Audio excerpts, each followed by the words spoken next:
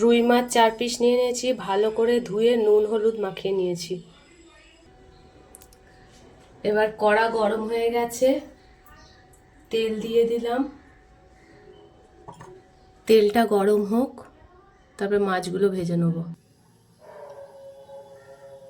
তেল গরম হয়ে গেছে, এবার মাছগুলো ছেড়ে দেব।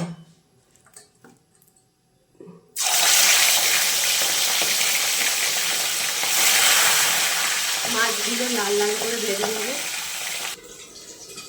মাছ ভাজা হতে হতে অন্যদিকে পোস্ত নিয়ে নিলাম 1 চামচ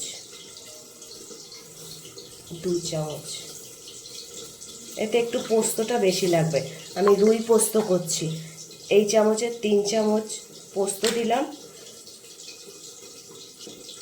আর একটা কাঁচা লঙ্কা দিলাম।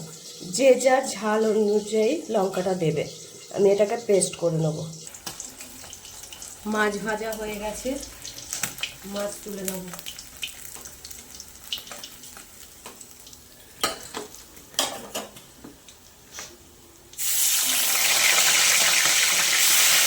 আবার মাছটা এটাও ভেজে নেব।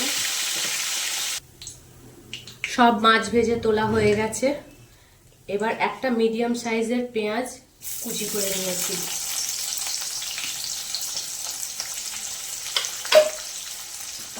পেঁয়াজগুলোকে ভালো করে ভেজে নেব। পেঁয়াজ ভাজা হয়ে গেছে, ঠিক এরকম ভাবে ভাজতে হবে। এবার পোস্ত বাটাটা দিয়ে দেবো, পোস্ত আর কাঁচা লঙ্কা বাটা।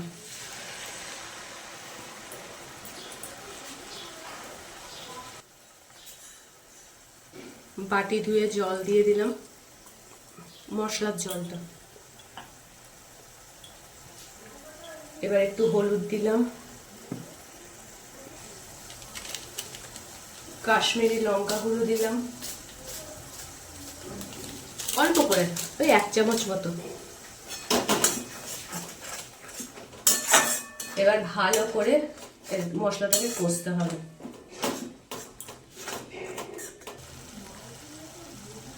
এবার মশলা থেকে তেল ছেড়ে দিয়েছে, টমেটো কুচি করা দিয়ে দেবো।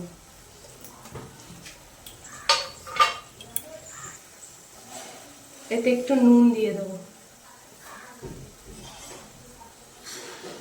স্বাদ অনুযায়ী দেবে। আবারও ভালো করে কষতে হবে, টমেটোগুলো গলে যাওয়া অবধি।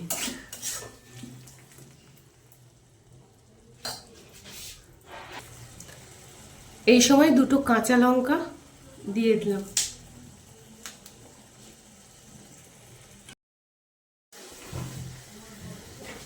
মশলা কষা হয়ে গেছে, পুরো তেল ছেড়ে দিয়েছে মশলা থেকে, টমেটোও গলে গেছে।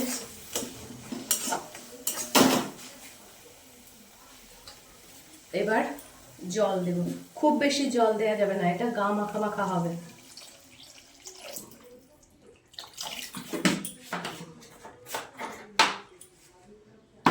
ঝোলটা ফুটুক।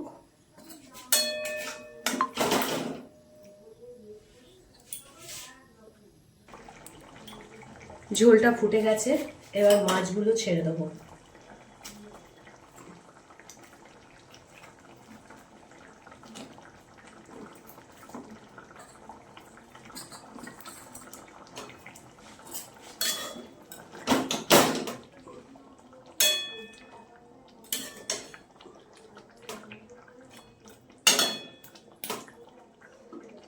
এবার চাপা দিয়ে সেদ্ধ হতে দেবো মাছটা।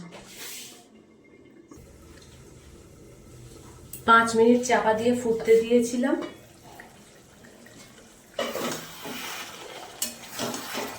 মাছও সেদ্ধ হয়ে গেছে।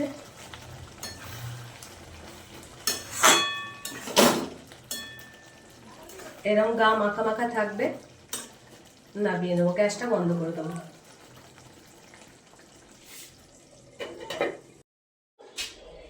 রুই পোস্ত আমাদের রেডি।